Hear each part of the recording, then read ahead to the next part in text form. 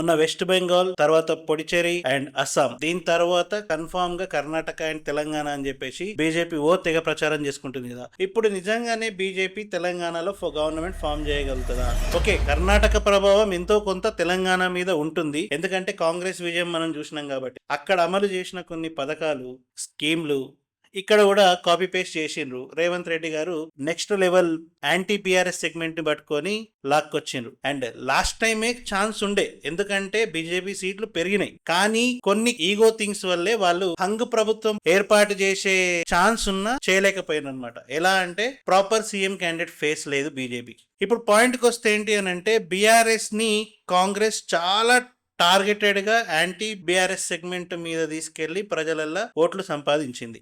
అయితే ఇక్కడ బీజేపీ గెలవడానికి ఛాన్సెస్ ఏం మిస్ చేసుకున్నది అనేది మనం మాట్లాడుకుందాం. సో బీజేపీకి స్ట్రాంగ్ ఉంది ఏంటి అని అంటే, ఫస్ట్ అందరికి తెలిసిందే హిందుత్వం, సెకండ్ మోడీ మాన్యా ఉంది, స్ట్రాంగ్ లీడర్షిప్ నార్త్ తెలంగాణలో ఉన్న పట్టుకోలేకపోతున్నారు అనమాట.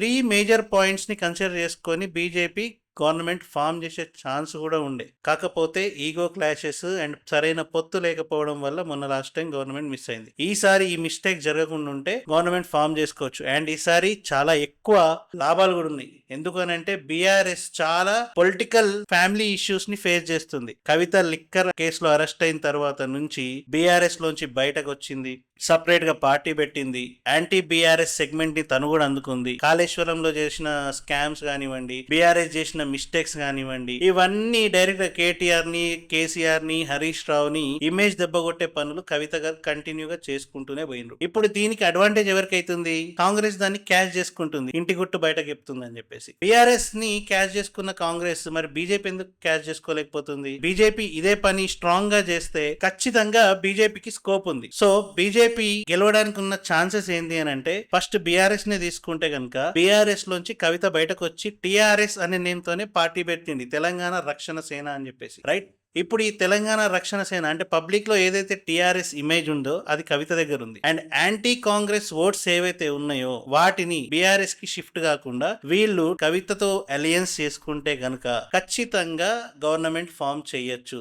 ఎందుకంటే బీఆర్ఎస్ అండ్ టీఆర్ఎస్ వేరు వేరు అని పబ్లిక్ కొంచెం మర్చిపోయే లోపే ఎలక్షన్స్ వస్తాయి కాబట్టి. And TRS Kavitha party BJP అనుకూలంగా పని చేస్తే ఖచ్చితంగా కవిత కూడా డిప్యూటీ సీఎంఓ లేకపోతే హోమ్ మినిస్టర్ ఏదో ఒక మంచి పోస్ట్ కనుక ఇస్తారు అని నేను అనుకుంటున్నా. ఇన్ కేస్ వీళ్ళు అలియన్స్ అయితే, ఎన్డీఏలో కవిత చేరితే, నేను చేరుతుందని ఒక 50% అయితే ఎక్స్పెక్ట్ చేస్తున్నాను. మీరేమంటారో కామెంట్ సెక్షన్ లో కూడా చెప్పండి. బీజేపీ వీక్ పాయింట్స్ ఏంటి అని అంటే, ఇంటర్నల్ గా ఒకరికొకరికి పడకపోవడం అండ్ పడకపోవడాన్ని బయట ప్రెస్ ముందు, మీడియా ముందు ఇజ్జత్ తీసుకోవడం. Strong leaders like Bandi Sanjay, Arvind, Etela Rajender, KVR, Raghunandan వీళ్ళందరూ ఉన్నా గానీ వీళ్ళందరికీ ఇంటర్నల్ గా చాలా క్లాషెస్ ఉన్నాయని చెప్పేసి ఒక టాక్ ఉంటుంది అనమాట.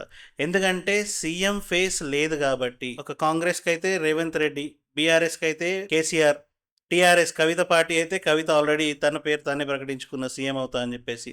సో ప్రతి పార్టీకి ఒక ఐడెంటిఫైడ్ సీఎం ఫేస్ ఉంది, కానీ బీజేపీకి లేదు. బీజేపీకి లేదు కాబట్టే వీళ్ళు ఇంటర్నల్ గా గొడవలు పడుతూ ఒకళ్ళు రాజకీయ పతనాలు చేసుకుంటున్నారు అనమాట. ఇది పెంటై బయటకు వస్తున్నది, పబ్లిక్ లో వీక్ అయిపోతున్నారు. అండ్ టైర్ 2 లో కూడా స్ట్రాంగ్ కమ్యూనికేషన్ బిల్డ్ చేయాలి. అంటే ఫర్ ఎగ్జాంపుల్ బండి సంజయ్ కరీంనగర్, నిజామాబాద్ అరవింద్ వీళ్ళిద్దరిని ఎగ్జాంపుల్ గా తీసుకుందాం. నిజామాబాద్ లో ఉన్న హిందుత్వ పట్టు అవతల మండలాల్లో లేదు. అది కరీంనగర్ లో అయినా నిజామాబాద్ లో అయినా మనం చూసుకోవచ్చు. ఎందుకు అనంటే అక్కడి వరకు హిందుత్వాన్ని గాని మోడీ మాన్యాని గాని పుల్ చేసుకొచ్చిండ్రు, కానీ లోపల స్ట్రాంగ్ ఎవరున్నారు అని అంటే ఇంకా బీఆర్ఎస్ పార్టీ ఉంది లేదా కాంగ్రెస్ పార్టీ ఉంది. ఎందుకంటే ఇప్పుడు కాంగ్రెస్ స్కీమ్స్ ఫెయిల్ అయింది కాబట్టి పబ్లిక్ అంతా మళ్ళీ కేసీఆర్ వస్తే బాగుండు అనే థాట్ లో ఉన్నారు. సో ఇది దాన్ని వాళ్ళు మర్చిపోగొట్టేసి బీజేపీ ఫండ్స్ ప్రొవైడ్ చేయాలి, ఐ మీన్ సెంట్రల్ గవర్నమెంటే ఫండ్స్ ప్రొవైడ్ చేస్తుంది.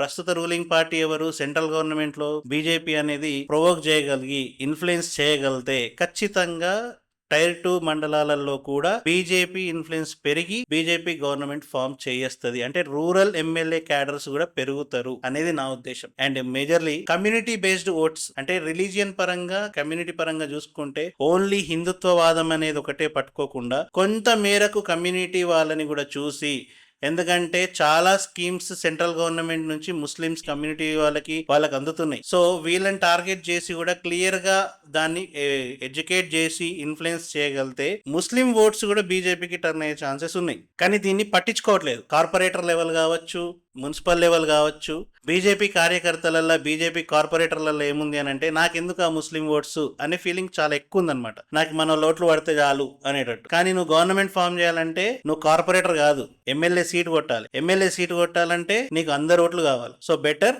వాటి మీద కూడా ఫోకస్ చేసి ఓన్లీ రిలీజియన్ బేస్డే కాకుండా రాజకీయ కోణంలో కూడా ఒకసారి ఆలోచిస్తే బీజేపీ ఖచ్చితంగా గవర్నమెంట్ ఫామ్ చేస్తుంది. బీజేపీ గెలవడానికి ఛాన్సెస్, వీక్నెస్లు నేను చెప్పినా నేను అనుకుంటున్నా. ఏవైనా పాయింట్స్ మిస్ అయితే కనుక మీరు యాడ్ చేయండి. మీరేమంటారు కామెంట్ చేయండి. వీడియో నచ్చితే లైక్ చేయండి, షేర్ చేయండి.